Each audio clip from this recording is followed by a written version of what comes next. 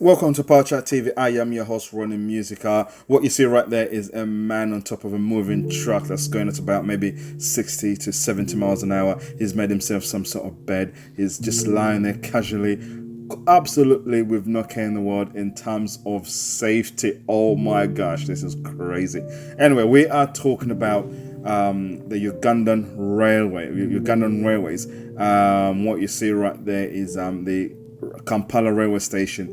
It's the only railway station in Uganda that is actually functioning and trying to do something. But let me just watch that.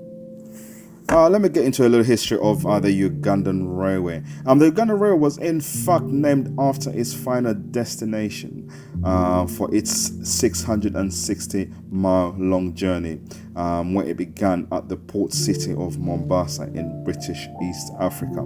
This was in 1896 and finished in Kisumu on the eastern shore of Lake Victoria.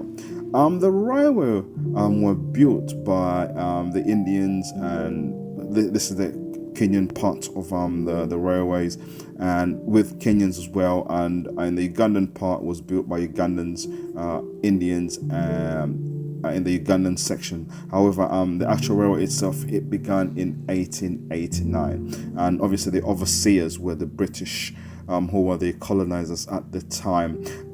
The first railway into Uganda was extended in the mid-1920s from Nakuru to Soroti to Tororo in 1929, before coming down to Jinja through to Namasagali. One of the main reasons Ugandan Railway was constructed by the British was the control of the Nile. Whoever controlled the Nile controlled Egypt. The railway finally reached Kampala in 1931. After it had reached Kampala, it then went on to Kasese in western Uganda in 1956. And then it had its final journey, or where it stopped, and this was in Arua, in the northern section or northern part of Uganda, in Arua in 1964. It was in 1989 that the last train to Kasese made its journey.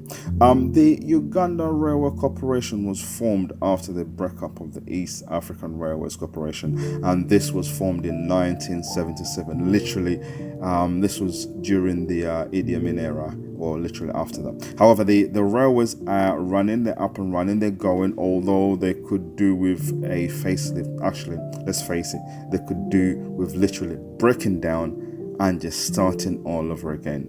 We had a chance to go onto the railway to just have a quick view, and I would just let you have a look. Have a look at this, and thank you, and see. I'd like to introduce you all to the Ugandan Railway.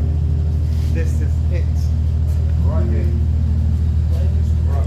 We're gonna go right this way. I went to the seminary.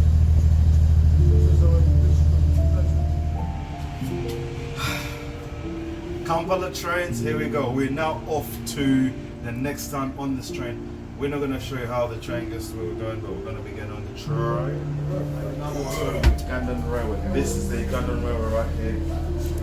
I'm not sure how many people go in this train, but people literally pack themselves. It goes all the way down this way, and it's 1,000 shillings for a ride on this train to take you to the next stop, and 1,000 shillings like 50 pence, literally, or 40p. For those that need to know what it is, and crazy. Anyway, let's go through Ugandan Railways right here. These trains were built in the 60s, 50s. They're so old. This railway was actually made in 1800s by the British, who worked with Ugandans, obviously. So there's a client already sleeping, going for the next journey. There you have it. Look. Obviously, safety is paramount. The doors are open. I could probably fall out of this train at any time. Yeah. To get in the master, to get in there, yeah.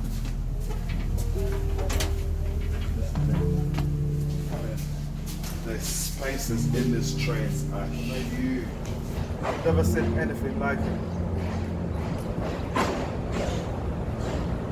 It's a thing of beauty.